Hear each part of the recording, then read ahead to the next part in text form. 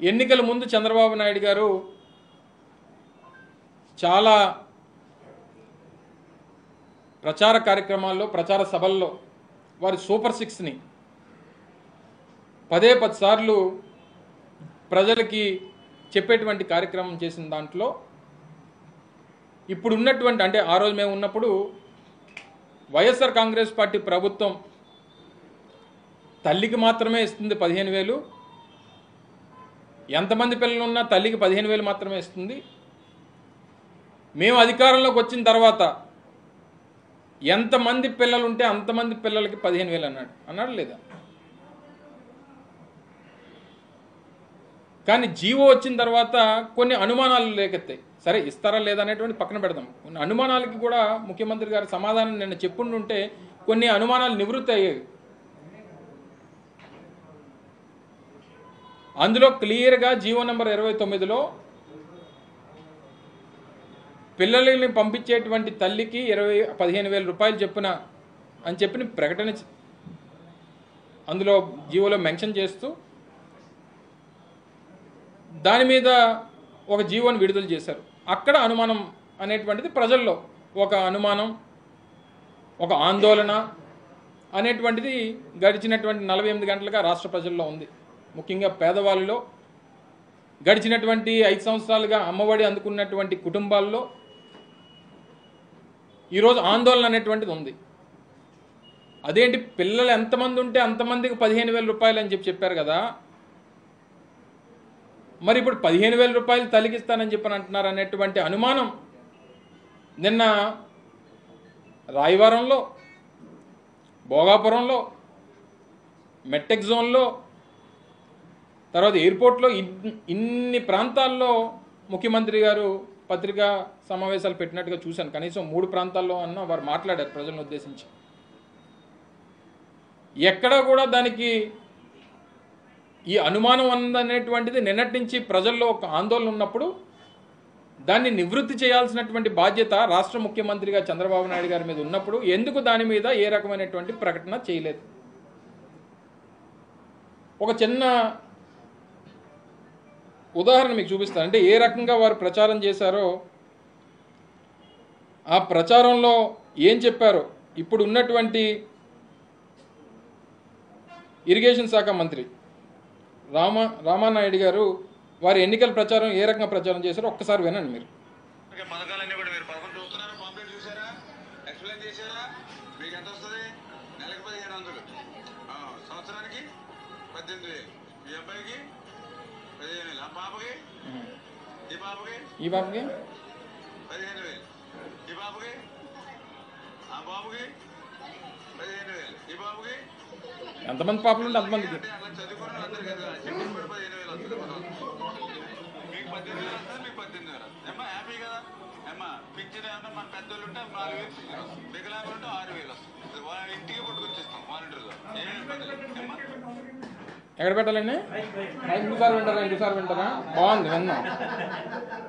Hello, వినిపిస్తుంది. ఇంకొకసారి మళ్ళీ మొదటి నుంచి పెడతాను. పథకాలన్నీ కూడా మీరు పథకం చూస్తున్నారా, పాంప్లెట్ చూసారా, ఎక్స్ప్లెయిన్ చేశారా? మీకు ఎంత వస్తుంది? నెలకు 1,500, సంవత్సరానికి 18,000, మీ అబ్బాయికి 15,000, ఆ పాపకి, ఈ పాపకి 15,000, ఈ బాబుకి, ఆ బాబుకి 15,000, ఈ బాబుకి. పిల్లలకి అదిగో అక్కడ దాక్కుంది ఆ పాపకి, అదిగో కడుపులో బిడ్డ ఉంది ఆ పాపకి. ఇలాగ రకరకాలైనటువంటి ప్రచారాలు. చంద్రబాబు నాయుడు అయితే ఏకంగా కొన్ని ప్రచార సభల్లోనైతే మితిమీరి అవసరమైతే ఇంకా పిల్లల్ని కనండి అని చెప్పాడు చంద్రబాబు నాయుడు గారు. నేనేమి మీతో చెప్పాలన్నటువంటి విషయాలు కాదు, వారు మాట్లాడినటువంటి మాటలు కొన్ని ప్రచార సభల్లో అవసరమైతే ఇంకా నేను ఒకప్పుడు ఫ్యామిలీ ప్లానింగ్ చేసి ఒక బిడ్డతోనే సరిపెట్టుకోమని చెప్పి కొన్ని సందర్భాల్లో చెప్పాను. కానీ ఇప్పుడు అలా కాదు, మీకు ఎంతమంది పిల్లలు కావాలంటే అంతమంది పిల్లలు కనండి, అంతమంది పిల్లలకి 15,000 చొప్పున ఇస్తానని చెప్పాడు. అంటే ఈ రకమైనటువంటి ప్రచారాన్ని చేసి ఇప్పుడు మంత్రివర్గంలో ఉన్నటువంటి మంత్రి గారు ఆ రోజు శాసనసభ్యుడు అభ్యర్థిగా వారి ప్రచార కార్యక్రమంలో ఇలాగా అనేక రకాలైనటువంటి వినూత్నమైనటువంటి ప్రచారాలు చేసి కనబడినటువంటి ప్రతి బిడ్డకి డబ్బు ఇస్తామని చెప్పి ఆ తల్లిని మోసం చేసి ఈరోజు ఆందోళన పడుతున్నటువంటి పరిస్థితుల్లో సమాధానం చెప్పాల్సిందిగా కోరుతా ఉన్నా. నేను అమలు చేయట్లేదని అనట్లా, అనుమానాలు ఉన్నాయి, ఆ అనుమానాలు నివృత్తి చేయమని చెప్పి కోరుతా ఉన్నా. ఉచిత ఇసుక అన్నారా లేదా? ఉచిత ఇసుక అంటే అందరూ ఏమనుకున్నాం, డిపోల దగ్గర ఇసుక ఉంటుంది వెళ్ళి తెచ్చుకోవడమే అని చెప్పని అనుకున్నాం. ఇసుక ఫ్రీ, కానీ సేనరేజ్ ఛార్జెస్, లోడింగ్ ఛార్జెస్ ఇదంతా కలిపి టన్నుకు 1400 రూపాయలంట. అంటే 1394 బాటా రేటు, 1394 రూపాయలు టన్నుకి ఇసుక ఫ్రీయే. మరి లోడింగ్ ఛార్జెస్ ఎవరిస్తారు? సేనరేజ్ ఛార్జెస్ ఎవరిస్తారు? ఇవన్నీ మళ్ళీ కండిషన్స్ అప్లై. నిన్నటి నుంచి చూస్తూ ఉన్నాం, bus free, RTC bus free అన్నాడు కదా, బస్సు ఫ్రీయే, సీటుకి డబ్బు కట్టాలి, అందులో బస్సు వెళ్ళడానికి కావాల్సిన డీజిల్కి డబ్బులు కట్టాలి. కరెంటు ఛార్జీలు పెంచాం, కానీ నాణ్యమైనటువంటి కరెంట్ కావాలంటే ఛార్జీలు పెంచాలి. ఇప్పుడు ఉన్నది నాణ్యమైంది కాదు, ఆయన ఇస్తాడు నాణ్యమైంది, ఆ నాణ్యమైన దానికి డబ్బులు. తల్లికి వందనం ఒక తల్లికి మాత్రమే.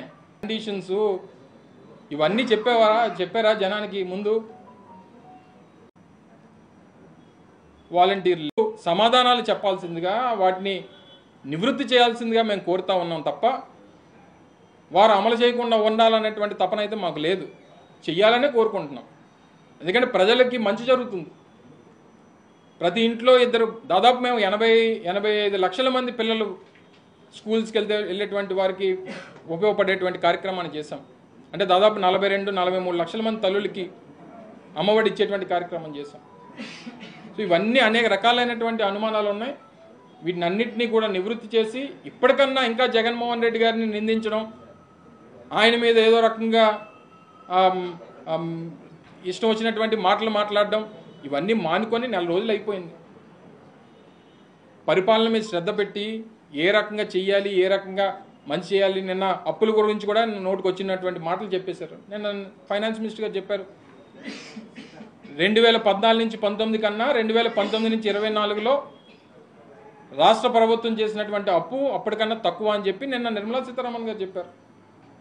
ఇవన్నీ మేమేం మా ప్రభుత్వం, నిన్న వారు మాట్లాడుతూ, ముఖ్యమంత్రి గారు మాట్లాడుతూ అన్నారు, అమ్మమ్మ ఎన్డీఏలో నేను కీలకంగా ఉన్నాను, కానీ దేశంలో 29 రాష్ట్రాలు ఉన్నాయి, అన్నీ మనం చెప్పినట్టు చేస్తారేంటి అని అంటున్నాడు ఆయన. వాళ్ళ దేశంలో అన్ని రాష్ట్రాలు ఉన్నా కేంద్రంలో ఉన్నటువంటి ప్రభుత్వం మీ వల్ల ఉంది కదా, మీ సహకారం వల్ల ఉన్నప్పుడు రాష్ట్రానికి మంచి ఎందుకు జరగకూడదు? సో ఇవన్నీ కూడా అనేక రకాలైనటువంటి అనుమానాలు, అనేక రకాలైనటువంటి ఆందోళనలు ఈరోజు రాష్ట్రంలో, రాష్ట్ర ప్రజల్లో కొన్ని ఉన్నాయి. వాటిని నివృత్తి చేయాల్సిందిగా మరొకసారి మీ ద్వారా ప్రభుత్వాన్ని కోరుతా ఉన్నాం. ఇంకా సమయం ఉంది. మీకు అనేక రకాలైనటువంటి అవకాశాలు ప్రజలు ఇచ్చారు. ఇచ్చినటువంటి మాట నిలబెట్టుకోవాల్సిందిగా మీ ద్వారా మరొకసారి కోరుకుంటా ఉన్నాం.